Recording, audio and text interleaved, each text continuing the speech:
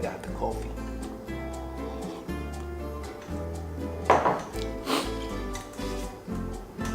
Alright guys, so welcome back to another episode, and this is part 2 of my Mexico trip. It's been about a while since my last upload, but I've been really busy getting other content, and I just really haven't had time to edit any other new stuff that I got.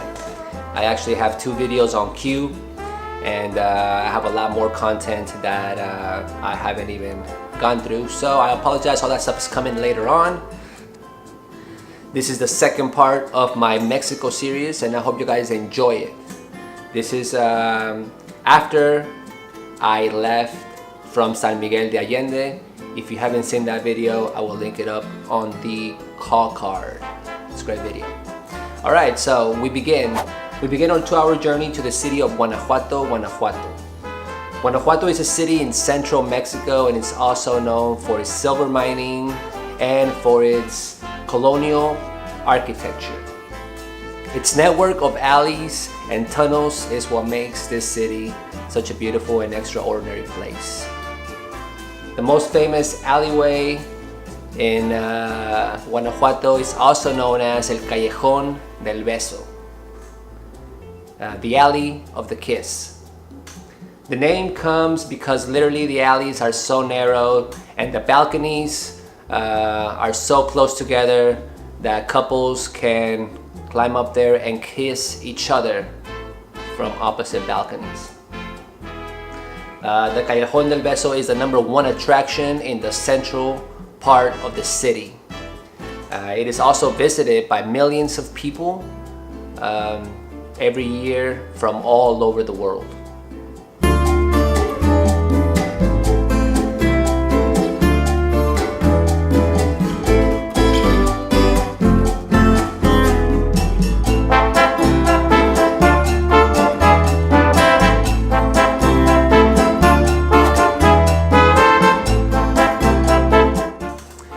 Okay, so we move on. La batalla de Algóndiga de Granaditas was when Miguel Hidalgo y Costilla wanted to take over the grain exchange, led by Juan Antonio de Riaño y Barcena, a Spaniard who was a quartermaster of the city during this era. When Miguel Hidalgo y Costilla's troops threatened to take over the city during the Mexican War of Independence, Riaño secured himself in the grain exchange on September 28 of 1810. Along with many other Spaniards, there were about 300 loyalists to the Spain king and about 20,000 troops with Miguel Hidalgo. This battle remains the historic momentum shift the Mexicans needed to take over the Spaniards, and well, the rest is history. Between 1955 and 1966, an artist by the name of Jose Chavez Morado painted murals on the building reflecting the historical significance of this place. And in 1958, the grain exchange opened officially as a museum. There are very many stories behind this grain exchange battle. Like I mentioned, it is when there was a momentum shift during this time, and there is a lot of very cool stories during this battle that made the Mexicans be able to win their independence. Although Miguel Hidalgo y Costilla and other Mexican generals at that time were eventually caught and killed. Now, it is said that their heads were cut off completely and they were hanged at each of the 4 corners of this building to just let people know that, you know, don't fuck with Spain, basically. But after all that happened, another general took over and eventually we beat the Spaniards. So that is the grand battle of Algóndiga de Granaditas.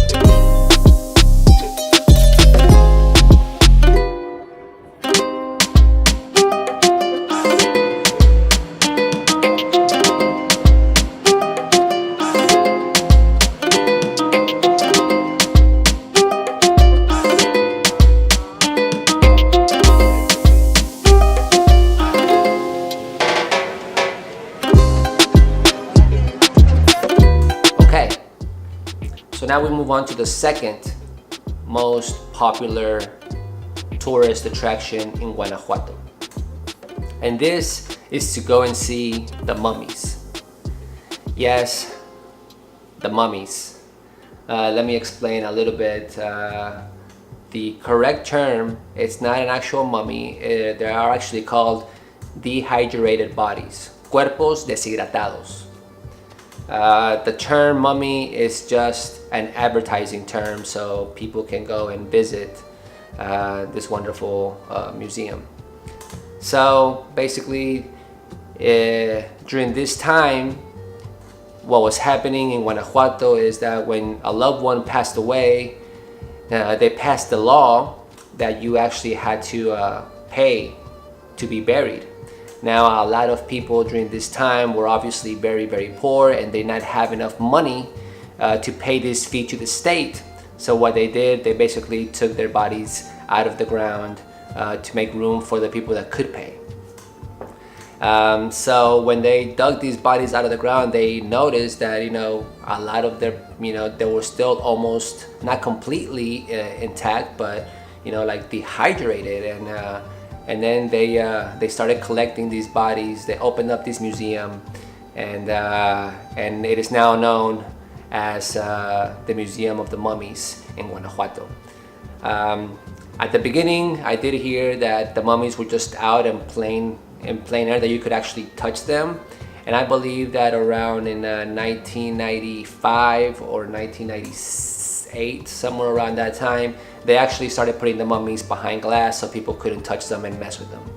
I believe now they have 59 bodies in exhibition, but they actually have a total collection of 111 bodies that have been uncovered.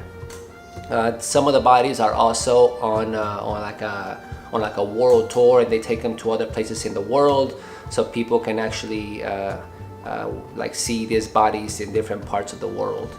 I believe they have a total of 111 bodies, and this is the second most popular attraction in Guanajuato. I personally went to this museum, and I have to say it is creepy, and it's also crazy, and I can't believe how some of these bodies have been preserved. And you can tell there is so many different types of bodies. There is people, you can still see some of their facial hair. There is some of them that were pregnant. There is babies. They actually found babies, and they're small babies, and you will see all of this throughout this video. And I mean, it's very, very short. You only pay like 50 pesos, which is like I don't know, like $2.25, probably less than that. And then you get to go on this tour. If you pay an extra fee, you can take pictures, which I obviously did. And yeah, so the rest is history, and now we are here, and I'm showing you guys this great place. I hope you guys enjoy it.